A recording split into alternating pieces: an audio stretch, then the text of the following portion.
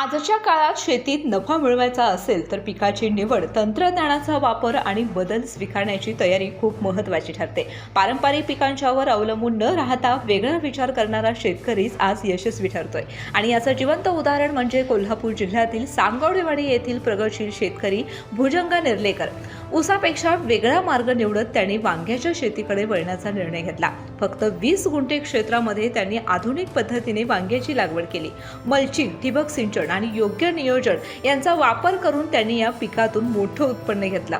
मेहनत, नियोजन आणि तंत्रज्ञानाचा योग्य संयम साधत त्यांनी वांग्याच्या शेतीमधून लाखोंचा नफा मिळवला आहे. त्यांच्या या प्रयोगामुळे अनेक शेतकऱ्यांना पारंपरिक पिकांऐवजी पर्यायी शेतीकडे वळण्याची नवीन प्रेरणा मिळत आहे. चला तर मग पाहूयात त्यांच्या या यशस्वी शेतीची प्रेरणादायी कहाणी. दर्शको नमस्कार, KK न्यूजमध्ये आपल्या सर्वांचं सहर्ष स्वागत. मी सध्या पोहोचलोय कोल्हापूर जिल्ह्यातील करवीर तालुक्यातील सांगवडेवाडी या गावातील एक प्रगतशील शेतकरी भुजंग निर्लेकर यांच्या वांग्याच्या प्लॉटवर मी सध्या पोहोचलोय. त्यांनी जवळजवळ 20 गुंठ्यामध्ये वांग या पिकाची लागवड करत लाखोंचं उत्पन्न घेतलेलं आहे. नेमकं यामागचं रहस्य काय, कोणत्या त्यांनी पिकांची लागवड केली, त्याचबरोबर कशा पद्धतीने त्यांना हे यश मिळाल्याचा सविस्तर आढावा घेऊया या व्हिडिओच्या माध्यमातून.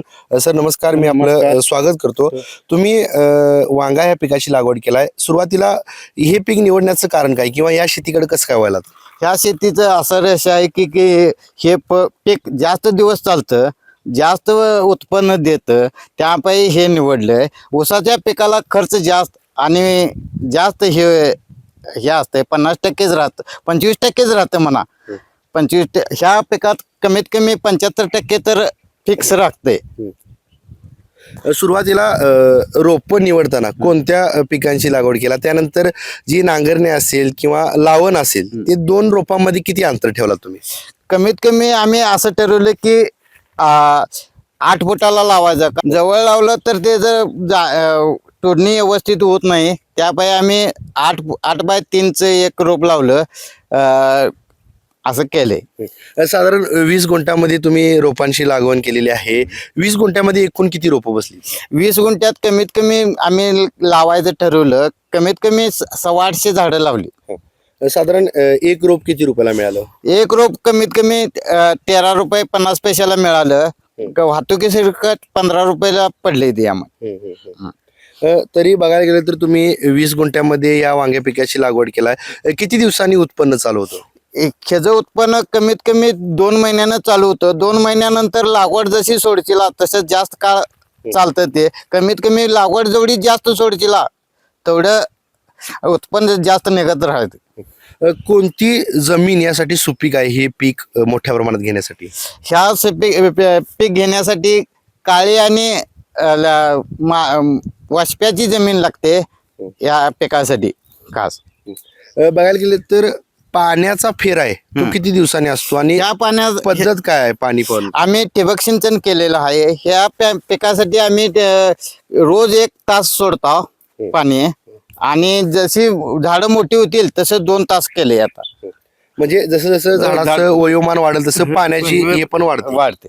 बर, काय साधारण 20 गुंठ्याला ठिबक सिंचन पद्धत वापरायला किती खर्च आला?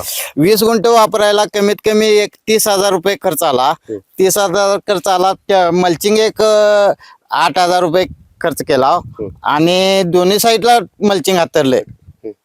दोन्ही साईडला झाडांच्या दोन्ही साईडला ठिबक हातरले. साधारण बघायला गेलं तर आपण पाट पद्धत वापरली पाण्याची तर त्याचा काय फायदा तोटा होतोय?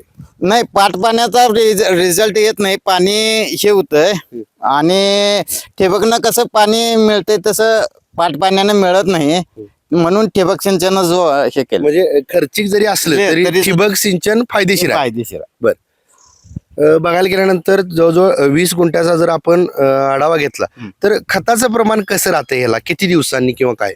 खताचा डोस असा राहतो की कमीत कमी 2 दिवसाला 4 किलो लागवड सोडायला लागते, आणि 4 दिवसानं परत दुसऱ्या लागवड सोडायची. असा फेर होतो. या पिकावर कोणत्या अळीचा किंवा कोणत्या रोगाचा प्रादुर्भाव होतोय काय? या पिकाचा प्रादुर्भाव मेन म्हणजे लाल कोळी, पांढरी माशी, थ्रिप्स आणि किडीवरलं सारखं राहतं. मग या रोगांच्या उपाययोजना कशा प्रकारे करताय तुम्ही?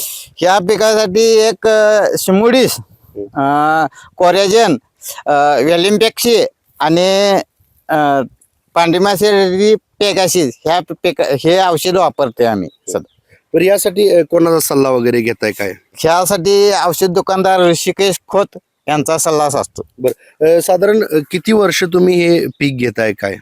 हे पीक कमीत कमी आम्ही ह्याच्या अगोदर घेत होतो, कारण एक 2-4 वर्ष, कारण हे आम्ही असलं टेक्नॉलॉजी वापरली नव्हती ह्याच्या अगोदर.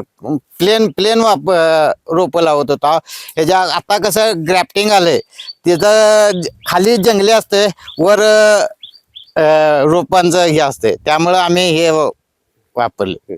साधारण लागण केली वांगा पिकं रोपांची, जर साधारण तुम्ही ऑगस्ट महिन्यात केला, किती दिवसानंतर उत्पन्न येणं चालू झालं? कमीत कमी याचं पीक चालू व्हायला 2 महिने लागले. 2 महिन्यानंतर पीक चालू झाल्या आठवड्याला कमीत कमी 10 ते 1200 किलो आम्हाला उत्पन्न मिळालं. महिन्याला कमीत कमी 4 टनाचा उद्देश होता. म्हणजे महिन्याला 4 टनाचा उद्देश हे तुमचा असते आणि ते पूर्ण करताय. साधारण ऑगस्टचा अभ्यास केला तर ऑक्टोबर मध्ये पीक यायला सुरू झाला असेल. आतापर्यंत एकूण किती टन माल झालाय? आतापर्यंत कमीत कमी 14 टन उत्पन्न निघाले. साधारण दर कसा ठरवला जातो मार्केटमध्ये? दर आता पहिला दर जरा टाईट होता. आता दर जरा कमी झालाय. 3-3.5 म्हणजे 30 रुपये 35 रुपये किलो झालाय. तरी सुद्धा 30-35 म्हणजे 20-25 रुपये गेला तरी सुद्धा परवडण्यासारखा आहे पीक. नाही, मार्केटमध्ये जो दर आहे तो कसा ठरवला जातो? हे काय म्हणजे गिराक आम्ही काय होलसेल विकतो, त्यामुळं मार्केट दलाल लोक हे करत असतात. सरासरी पकडलं तर किती रुपये टन दर मिळतो याला? हे 30,000 ते 35,000 रुपये टन पकडलं जातो आम्ही. साधारण 30,000 जर पकडलं तर 11 टनाचे जवळजवळ 3,30,000 रुपये होतात. हा, म्हणजे कमीत कमी 4 लाखापर्यंत सहज उत्पन्न होते. आणि जर आपण लागणीचा दर असेल किंवा ठिबकचा दर हे सगळा खर्च काढला तर किती उत्पन्न राहू शकतो? ह्याचा सगळा खर्च जाऊन एक तिजाही राहायचं साहेब. हे 1 लाख खर्च 4 लाख झालं तर बी 3 महिन्यात 1 लाख रुपये खर्च गेला तर बी 3 लाख रुपये. म्हणजे साधारण 25% खर्च हा अपेक्षित असतो. मग यासाठी काढणी जवळजवळ तुम्ही आठवड्याला करताय, कामगार वगैरे काय लागतात का मग? ह्या काढणीसाठी एक आठवड्याला 500 रुपये खर्च येतो. म्हणजे नाही बघा, 500 नाही, एक 5,000 आठवड्याला 500 लागवड अधिक मजूर बिजूर सगळं हे. म्हणजे साधारण महिन्याचा जर आपण रेशो घेतला लागवडीचा आणि कामगारांचा तर 20,000 रुपये जातो. 20,000 जातो. त्यानंतर मग काढलेला माल कशा प्रकारे मार्केटमध्ये नेला जातोय काय? इथनं काढल्यानंतर आम्ही पॅकिंग केलं जातं. पॅकिंग केलं, इथं गावातला टेम्पो आहे, त्या टेम्पोतनं आम्ही मार्केटला पाठवतो. बरं, आजपर्यंत हा वांगी पिकांचा प्लॉट तुम्ही घेताय, कोणकोणत्या समस्यांचा सामना करावा लागला तुम्हाला? समस्यांचं काय म्हणजे जास्तीत जास्त पांढरी माशी आणि थ्रिप्सवर जास्त अटॅक असतो वांग्यासाठी. बाकीची कीड काय नियंत्रण येते, कारण हे कव्हर होत नाही पांढरी माशी आणि थ्रिप्स. साधारण हा जवळ बघायला गेलं तर मार्च महिना सुरू आहे आणि मार्च महिन्यातच उन्हाचा तडाखा वाढला. मग याचा परिणाम काय या पिकावर होतो? ह्या उन्हाळ्याच्या ह्याचा पांढरी माशी आणि थ्रिप्स जास्त अटॅक असतो. त्यामुळं कमीत कमी आठवड्याला एक फवारणी पांढरी माशी आणि थ्रिप्स साठी घ्यायला लागते. बघायला गेलं तर उसापेक्षा जास्त उत्पन्न देणार पीक म्हणून या पिकाकडे बघितलं तर चालेल काय? चालेल बेलशे. मग साधारण ऑगस्टला आपण लागवड केली, किती दिवस ते रोप चालतं किंवा काढणी कधी करायला लागते? कमीत कमी एक 9-10 महिने तर फिक्स चालते. पाण्याचे जेपर्यंत कमी पडत नाही तोपर्यंत हे पीक चालूच राहतं. जोपर्यंत पाणी कमी पडत नाही तोवर का ते पीक कमी होत नाही.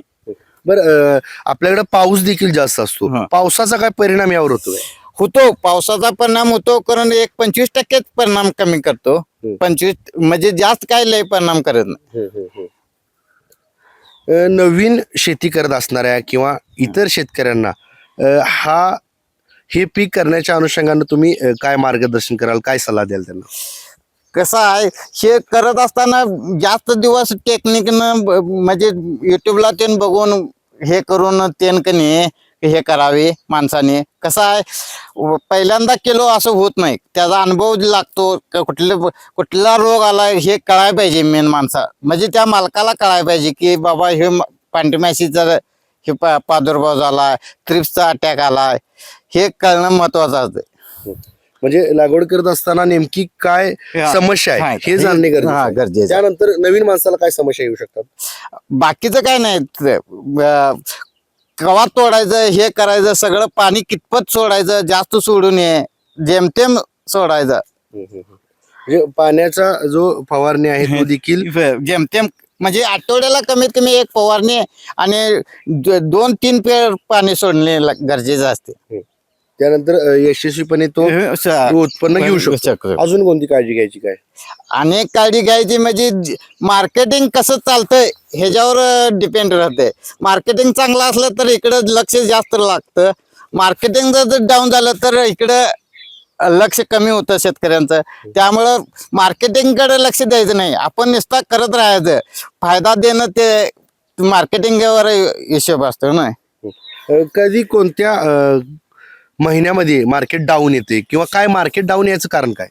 मार्केट डाऊन आहे म्हणजे थंडी चालू झाली की मार्केटिंग डाऊन होतंय. कारण औंधा भविष्यात काय कारणामुळं मार्केटिंग स्थिर राहिलं, इथं मार्च एप्रिल मे नंतर मार्केटिंग वाढत राहतं. कारण उन्हाचं टेम्परेचर जादा असतं, त्यामुळं मार्केटिंग वाढत राहतं इथनं पुढं.